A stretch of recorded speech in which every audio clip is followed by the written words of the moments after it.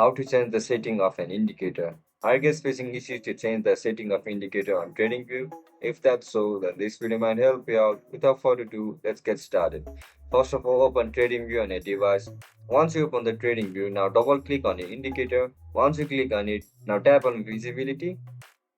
If you want to edit your visibility or edit any kind of settings, then just simply toggle this option, drag it to the left or right side. You can see multiple options over here. If you want to increase or decrease the length, then choose it according to preference. Once you are done, then just simply tap on OK. And that's it guys. That's how we're gonna change the indicator setting on TradingView. If you guys found this video helpful, don't forget to like, share and subscribe to our channel. See you in the next one. Bye bye.